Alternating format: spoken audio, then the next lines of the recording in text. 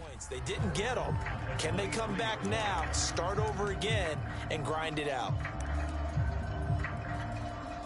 Working with a 2nd and 4.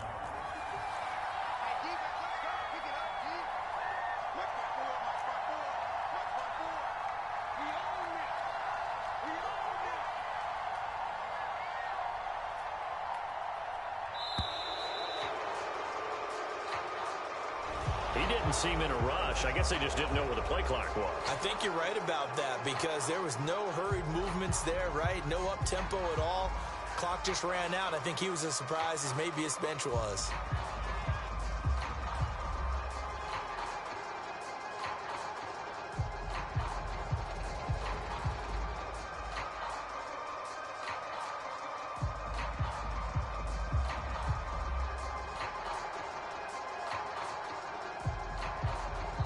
The 49ers now going to use the first of their timeouts as they get the stoppage with 65 seconds remaining.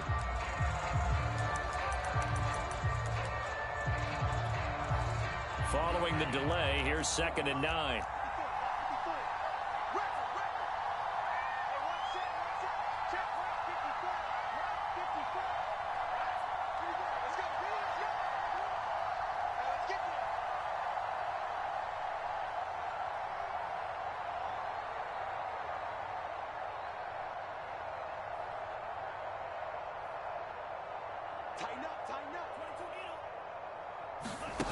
Back to throw.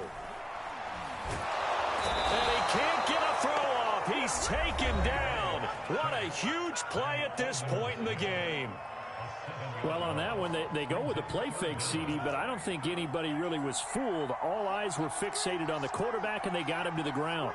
And to run this play successfully, you've got to make sure that everyone is doing their part. You actually have to sell this play. You've got to sell the run action. Otherwise... And he's going to be intercepted a 3rd time.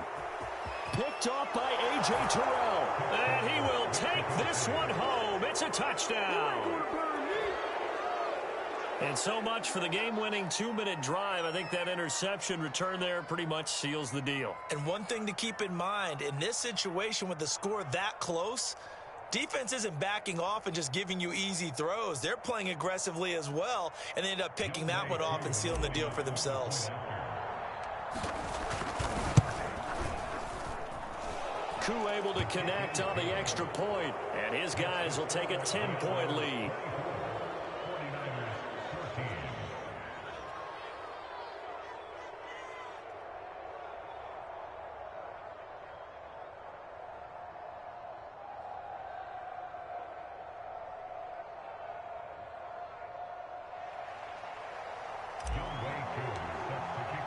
So they throw the pick six. They'll get another shot at it now as this one's in the air. And he'll just take a seat, and the drive will begin at the 25-yard line.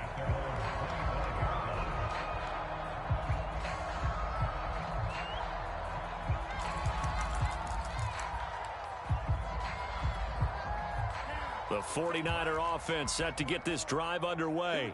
They might be thinking this is close to a lost cause here. Got to play it out. What do they need to do? Well, they have a thought process in mind already, but they can't get ahead of themselves. They know that they need to score quickly. Yep, 2-score game. Onside kick and get the ball back and then score again, but they can't worry about the last 2 points. And this is intercepted, and that should do it.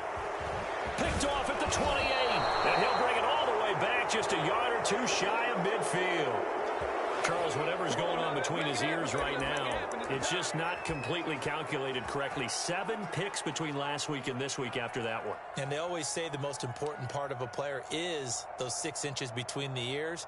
But right now, it's all those interceptions that are going on. So whoever his trusted confidant is on the sidelines, I don't know if it's the offense coordinator, the quarterback's coach, maybe the backup quarterback, that's who he needs to get with now and get himself calm. Good starting field position for them as they come up 1st and 10. Just shy of midfield at the 49. That one looks like he'll throw here. Escaping the pressure right. Got a man, it's caught inside the 10. Touchdown. Calvin Ridley. with touchdown number 7 on the year. And the Diablos add on to their lead, and they are also closing in on a 5th straight victory. Coup for the extra point. And that'll make this a 3-score game as the lead moves to 17.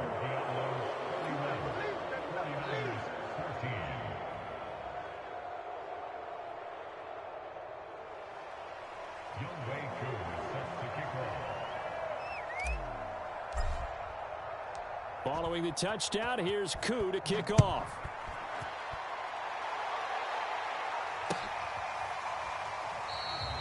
And no effort to bring this one out. It's a touchback.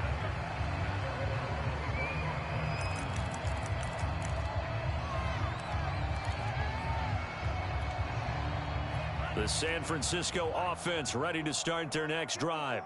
Their mini 2-game win streak appears it might be going by the wayside unless they can pull a rabbit out of their hat.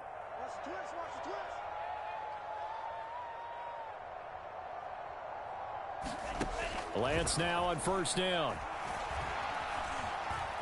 Eluding the pressure right. Into the secondary, past the 40. And Lance will have the first down as he's able to slide to avoid the contact there at the end of the play.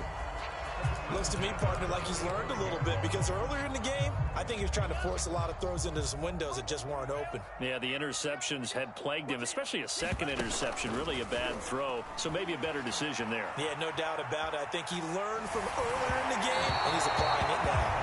And that one drops to the ground, incomplete. Clock stops here just inside of 20 seconds, 19 left. So after the incompletion on first, now 2nd and 10. Here's Lance to throw it. Now a desperation throw deep downfield. And that's going to be incomplete. Good effort there trying to take a shot, but it's 3rd down. Well, we've talked about it, CD, but it bears repeating. They are struggling to throw the football. All the interceptions and more incompletions. It just doesn't look like things are in sync out there. I would agree with that, and it's not a good day when you feel like an incomplete pass is almost a win for you because it wasn't intercepted. And I think the receivers now, when they're running their routes, they want to catch the ball, but they also want to make sure that the defenders don't take it away. My first thought is surprise because that's one of the better tight ends around, and I've seen him pull in balls like this before. But how about a little credit to the defense forcing that incompletion? So they're forced to punt on 4th as this one's away. That's fielded at the 8-yard line. So this crowd will not go home happy. It's a victory for our visitors, and they were buoyed, Charles, by a big second half that put this one on ice. And I know a lot of people watching this one were thinking to themselves, I bet halftime was really interesting. Probably took the paint off the walls with some of the words that were said. But I get the sense that it was much more of the adjustments they made. They came in with a game plan that we saw that didn't work in the first half.